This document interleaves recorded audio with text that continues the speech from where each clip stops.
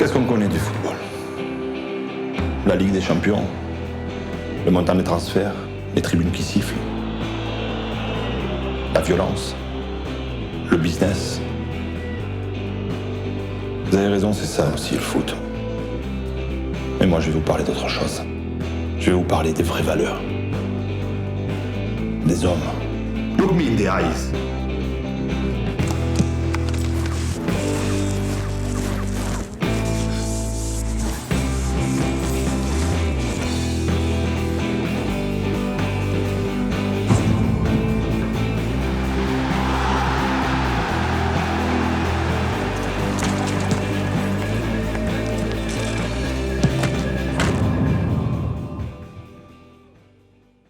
Le football, c'est pas que l'opium du peuple. C'est des beaux sentiments, des cœurs nobles. Quand votre pays est en guerre, que vos amis se déchirent, qu'on donne des armes à des gamins, plutôt que de leur donner un ballon. Qu'importe que le monde entier vous admire. Il faut agir. Didier Drogba l'a fait.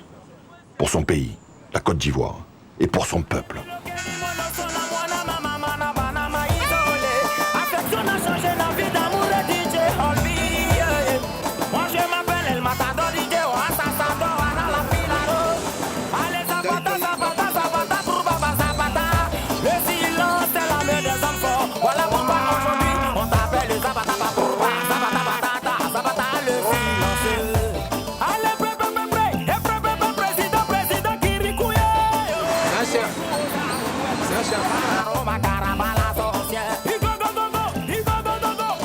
Didier Drogba, pour moi, c'est un porteur de la paix aujourd'hui, à ce moment où nous parlons.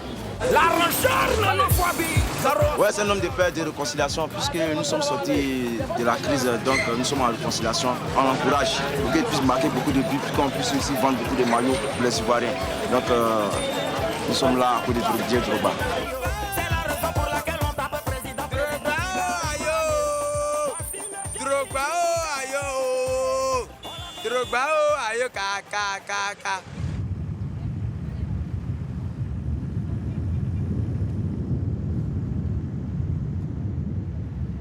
Et à travers ça, les gens ils me reconnaissent. Ils disent qu'on a beaucoup de traits. Le matin, je suis parti au Togo comme ça et puis je passais dans la rue. Mais il y a un Togolais qui a couru après moi. Monsieur, je dis oui. Il dit, mais je parie que vous êtes le père de Didier Drogba. Je dis, mais comment? Il dit, si. Vous n'allez pas me dire le contraire. Je dis, mais je suis le père de Didier Drogba. Didier, j'ai dit qu'il fait l'unanimité. Le premier ministre Bani l'a dit, il n'y a même pas 2 jours. Il dit la seule personnalité autour de laquelle il y a consensus, c'est Didier.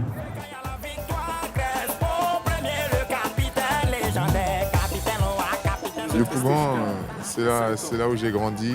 Il y a quelques souvenirs qui me reviennent. Et ils sont des souvenirs impérissables.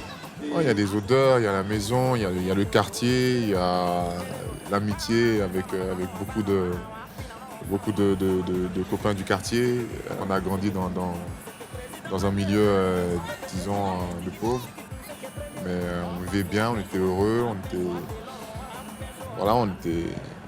le minimum nous satisfaisait. Vous n'avez pas appris que c'est là où la guerre a chauffé le plus même.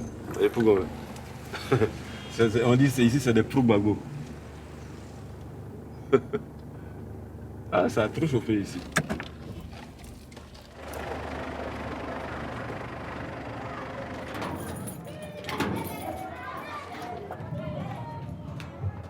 Didier Drogba est né ici, précisément dans cette pièce. Voilà, c'est là qu'il est né. Il a grandi. Après ses 5 premières années de sa vie, avant de partir en France. On n'est pas des Abidjanais, on vient de la campagne de Niaprayo. Niaprayo, c'est un village de la sous-préfecture de Guibérois. C'est à quelques 300 km d'ici. Je suis bêté et je suis fier de l'être. Didier, il est bêté, il est fier d'être bêté et il le revendique d'ailleurs. Il le revendique. Dites-vous que c'est notre premier enfant. Donc quand il est parti, même nous, sa mère a beaucoup pleuré. Elle a beaucoup pleuré. Il a grandi en France, il a grandi avec mon petit frère, Goba Michel. Et lui qui est beaucoup attaché aussi à la famille. Donc même étant en France, il était toujours, il avait des nouvelles de la Côte d'Ivoire. Dans une famille, c'est un enfant qui part en France, on suppose qu'il va aller faire de bonnes études, c'est-à-dire devenir un médecin, comme je l'ai dit, avocat ou bien... Mais en tout cas, quelqu'un de bien. Mais aujourd'hui, il n'est pas médecin, il n'est pas avocat, mais il est quand même footballeur et il est adulé par tout le monde et au-delà de la Côte d'Ivoire, toute l'Afrique. C'est une fierté pour les parents que je suis. Donc voilà, cet espace-là, c'est un espace libre. Donc c'est là il avait l'habitude de jouer. Ça, il courait partout, et surtout avec le ballon. C'était comme un machin à liberté. Il adorait beaucoup le foot.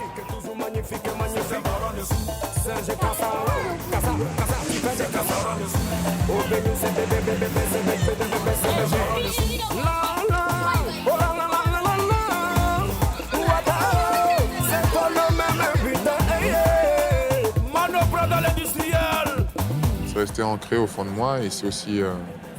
c'est non seulement la raison pour laquelle j'ai décidé de jouer avec l'équipe nationale de Côte d'Ivoire, et puis c'est aussi la raison pour laquelle je suis très attaché à mon pays. Drogba, ses origines sont BT. Son père, sa mère sont de la région sud-ouest, donc comme Laurent Gbagbo. Donc on a pensé assez naturellement que Didier Drogba allait pencher du côté du régime de Laurent Gbagbo. Là où en effet Drogba a joué un rôle important et positif pour l'histoire de son pays, c'est qu'il ne s'est pas laissé enfermer dans cette logique familiale et ethnique. Moi, j'ai passé tout ça parce que j'ai eu la chance de grandir en France aussi. Donc j'ai vraiment ce truc des deux cultures qui fait que j'arrive à faire la part des choses entre la fierté d'être BT et puis l'importance pour moi d'être ivoirien. Parce que les BT, on s'attendait à ce qu'ils prennent position directement pour M. Gbagbo. Mais justement, je crois qu'il a oublié le côté BT pour être d'abord ivoirien.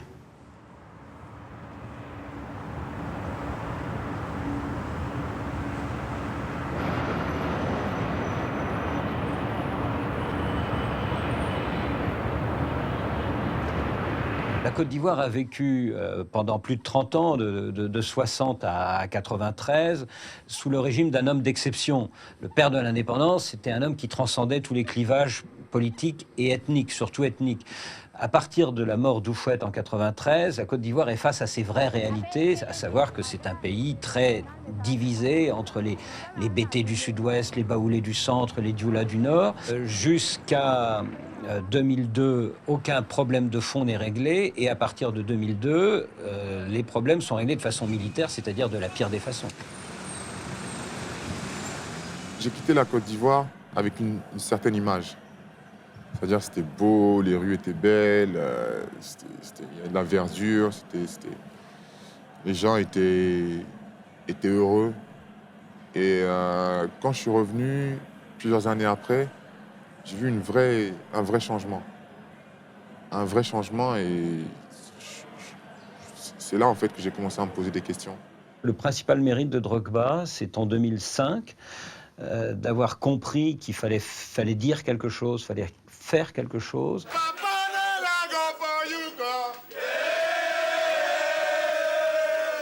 Les éléphants viennent de se qualifier pour la Coupe du Monde de l'année suivante, 2006. On est au Soudan. Et Drogba lance un appel à tous les Ivoiriens.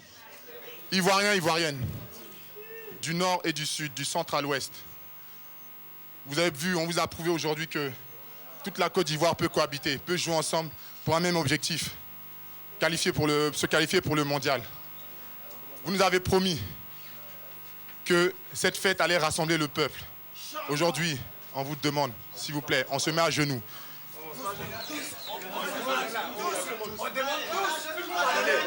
Pardonnez. Pardonnez. Pardonnez.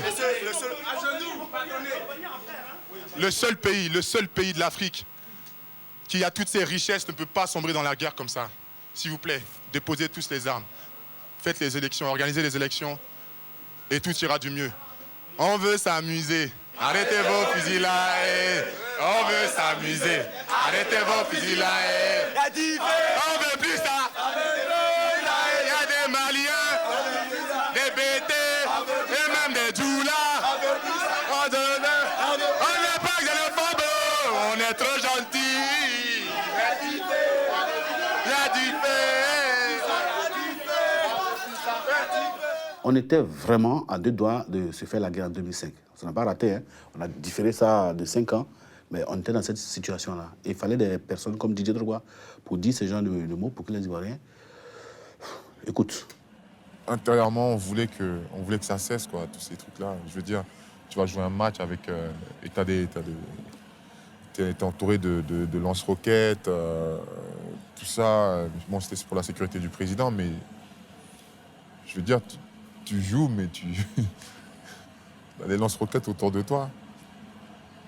Voilà, on voulait retourner jouer dans un climat plus apaisé.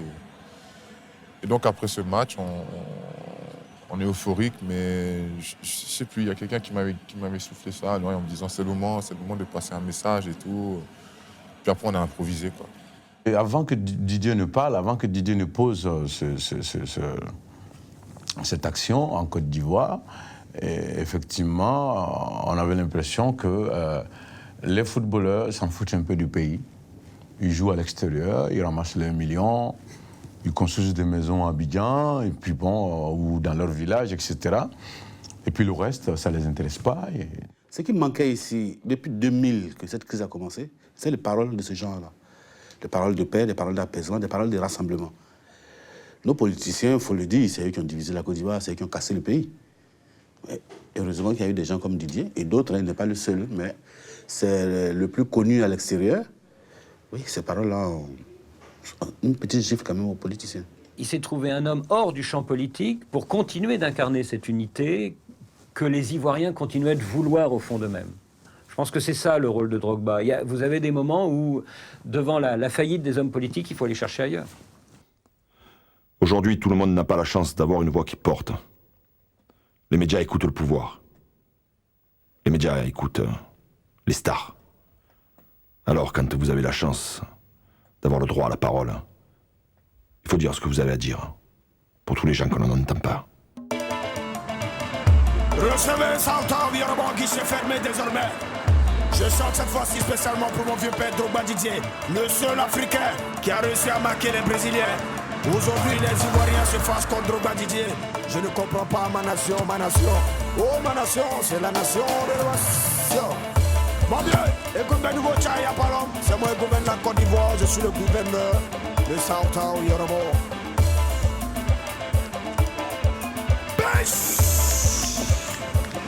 S'il en effet, il a réussi à rester au-dessus des partis pratiquement pendant tout ce parcours, c'est parce qu'il était en Europe, il était à Marseille, il était à Londres, il venait de temps en temps, mais il arrivait à s'en extraire et à se dire bon, ça va quoi, j'ai entendu les discours des uns et des autres. Et puis il avait aussi, ce qui est intéressant, c'est qu'il avait le regard des Occidentaux sur la Côte d'Ivoire, qui était un regard tellement différent de celui des Ivoiriens eux-mêmes sur leur pays, qu'il avait cette double approche de son pays qui lui permettait de prendre ce recul important pour la suite.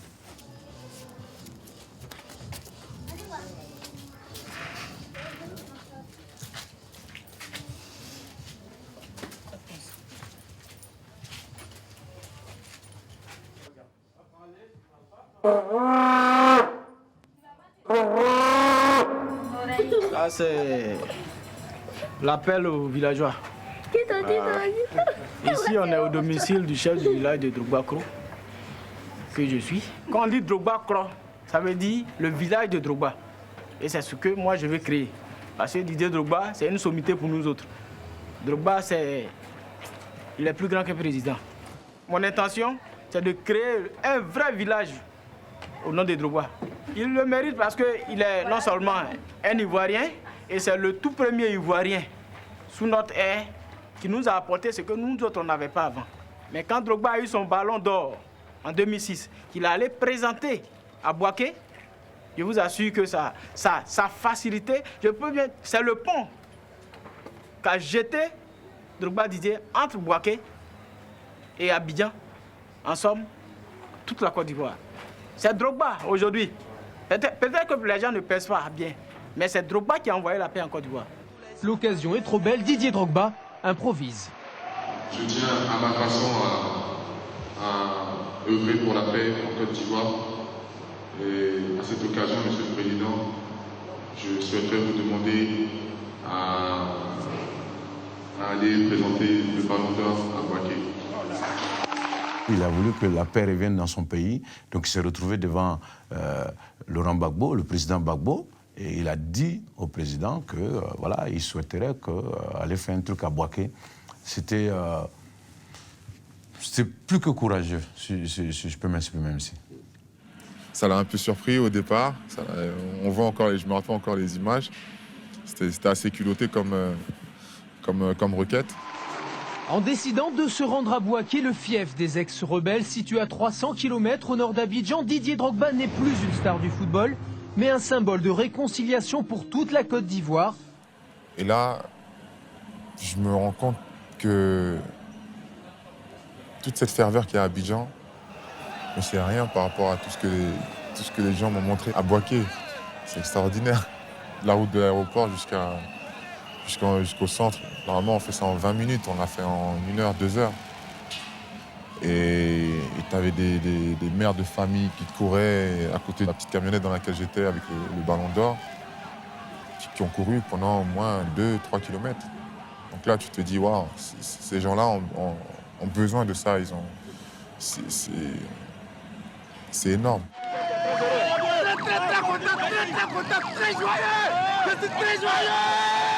C'était du jamais vu. C'était du jamais vu. On dit qu'il y a la guerre entre Bouaké et Abidjan. Et lui descend avec sa coupe. Les femmes qui pleurent. Les femmes qui pleurent. Parce qu'ils viennent de voir ce qu'ils cherchent tant. La paix.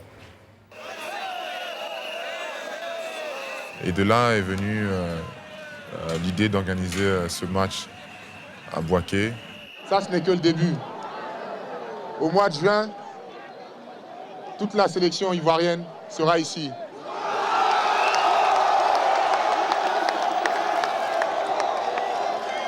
Mais de tels moments de communion sont rares. Didier Drogba ne s'est pas privé, le public de Bouaké aussi. Promesse est faite alors de se retrouver le 3 juin à l'occasion du match Côte d'Ivoire-Madagascar, comptant pour les éliminatoires de la CAN 2008. Si tout se passe bien, ce match pourrait se jouer au stade municipal de Bouaké. Didier Drogba en a fait la promesse. Là, c'était à Bouaké. Là, c'était à Bouaké. Ça, c'est le numéro de un truc. Ça, c'était à Bouaké. J'étais à Bouaké. Le stade de Bouaké était abandonné. Et les gens qui venaient voir pour la première fois, voir des joueurs qui voyaient à la télévision petit sur les écrans, on dit Kalou arrive, Drogba arrive. C'était du jamais vu. Du jamais vu. Les gens ont crié comment on appelle, avant le match, pendant et après le match. C'était à vivre, il fallait vivre. Merci. Je vais vous remettre une chaussure de la part de mes coéquipiers qui marque l'événement avec la date du match. Et puis bon, ce petit message, voilà, sympathique, juste pour marquer l'événement. Au-delà donc de la fête du football, aujourd'hui nous sommes ici pour célébrer la paix et la réconciliation entre les Ivoiriens. Merci Didier Drogba, voilà, bon courage, bonne chance. Déboulé, ponctué par ce centre de Koné Aruna, tête décroisée, Salomon Kalou, parallèle au poteau, montre ici sa qualité de joueur au Portugal, Déli au stade municipal. 1-0 pour les éléphants de Côte d'Ivoire. Là, j'étais au match, mais vraiment, je suis même sorti 10-20 minutes avant la fin du match. Mais je partais, et puis quand il n'avait pas encore marqué. Le capitaine des éléphants va effectivement répondre à l'attente de ses nombreux fans et de fort belles manières.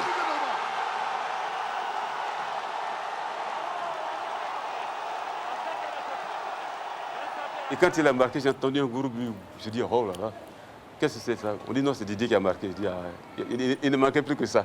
Quand il a marqué, tout le monde a commencé par... Je vois partout, ça bougeait de partout. Je dis vraiment...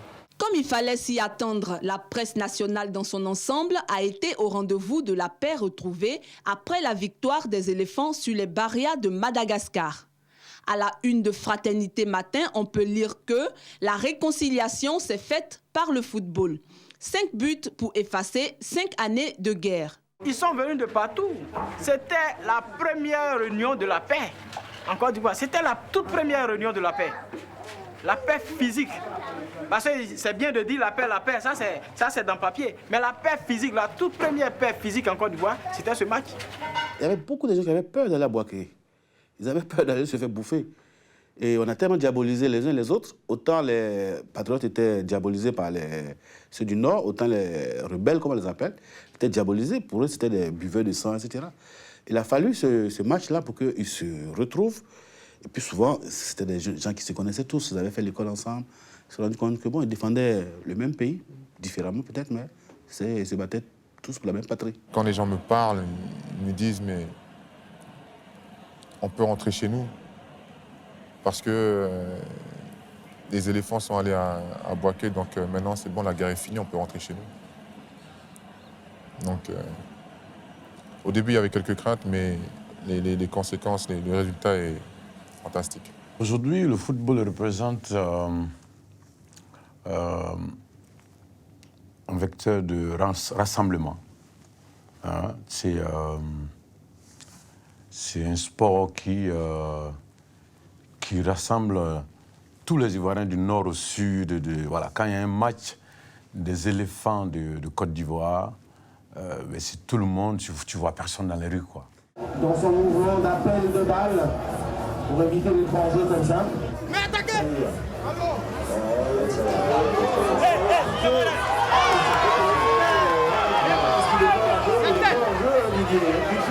C'est précipité à l'appel du ballon de Diallo.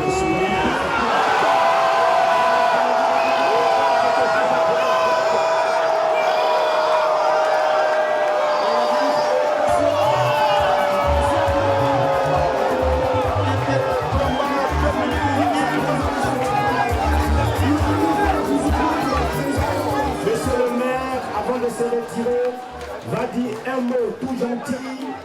Il va s'adresser à toute la jeunesse de Yopougon. Vous savez qu'une équipe comme les éléphants, ça monte en puissance. Un éléphant, quand ça commence à courir, ça court lentement. Et puis après, quand il est lancé, on peut plus l'arrêter. Et comme je suis content d'avoir pris 3 points aujourd'hui, j'offre à boire à la jeunesse. Malheureusement, ce qui me gêne en Afrique, c'est que la politique, on ne fait pas de la vraie politique. Avec un vrai projet, avec un vrai projet, un vrai... comment dire, avec de vraies idées, avec un plan pour faire évoluer et avancer le pays. Mais en Afrique, on fait plus... On choisit son candidat par rapport à son appartenance ethnique. Et à partir de là, c'est plus de la politique. C'est plus de la politique comme moi, et ça n'engage que moi, comme moi je l'entends. La fin de 10 ans de conflit en Côte d'Ivoire, quelques semaines après l'arrestation de l'ex-président Laurent Gbagbo, le nouveau président Alassane Ouattara a annoncé la création d'une commission vérité et réconciliation. Elle devra tirer le bilan des affrontements qui ont fait plusieurs milliers de morts. J'ai demandé à ce que Didier Drogba participe à la commission de réconciliation parce que j'ai vu un peu la force qu'il a eue lorsqu'ils ont organisé ce match-là, à Bouaké. Et la force, j'ai ressenti ça dans le peuple, en fait. J'essaye de me joindre à cette commission pour essayer de faire changer les choses parce que je pense que c'est difficile d'avoir vécu des événements comme ça et les oublier. On ne peut pas les oublier comme ça, il faut se pardonner. Le problème qui se pose, c'est quand est-ce qu'il pourra assister aux audiences que cette commission va organiser avec les bourreaux et les victimes de ces 10 ans de guerre civile. Ce qu'on appelle les engagés, ce sont les artistes. Hein. Il y a Alpha Blondy, Lucky Dubé en Afrique du Sud, Bob Marley en Jamaïque, etc. Et le fait qu'un footballeur africain décide d'apporter sa contribution à un événement aussi important pour nous, parce que la réconciliation est très très important pour nous. Et je pense que c'est quelque chose de très très fort. Je pense que c'est quelque chose de nouveau et qui, ça c'est moi qui le dis, hein, qui doit se multiplier. Quand nous serons unis, ça va faire mal. Quand nous serons unis, ça va faire mal. Comme les États-Unis, ça va faire mal.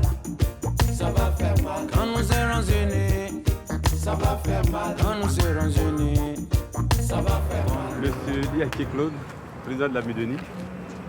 Merci. André.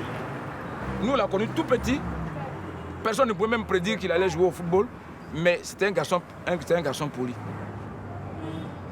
Son père, comme moi, son oncle, tout ça, vous voyez là, on a joué au football. Donc Didier n'est pas sorti, comme il a si bien dit, il n'est pas sorti du néant. C'est une continuité. C'est pas pour faire du funambulisme, hein, mais ce qu'il dit là, c'est ça qu'il pense. Et c'est ça qui est juste. C'est pour ça que les gens le suivent, nonobstant leur beau politique. On ne peut pas aussi acheter Didier parce qu'il a les moyens de sa politique. Voilà. Moi, peut-être on peut m'acheter parce que je n'ai pas payé ma maison, ça fait 3 mois. Sur quelle base on peut acheter Didier? C'est pas possible.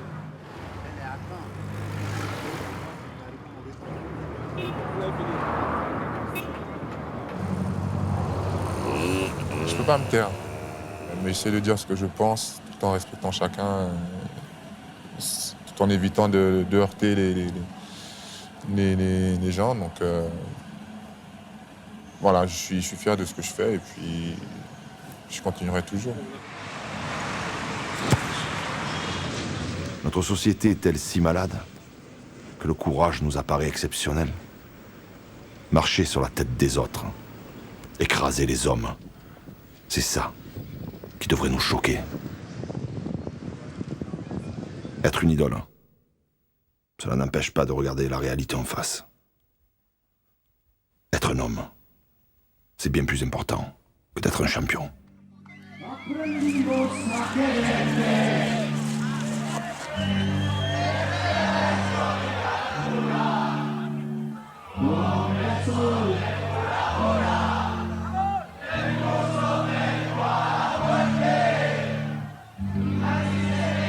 Oui, The King, respectueusement. Merci Didier. Il fait plaisir. On sera au chaud.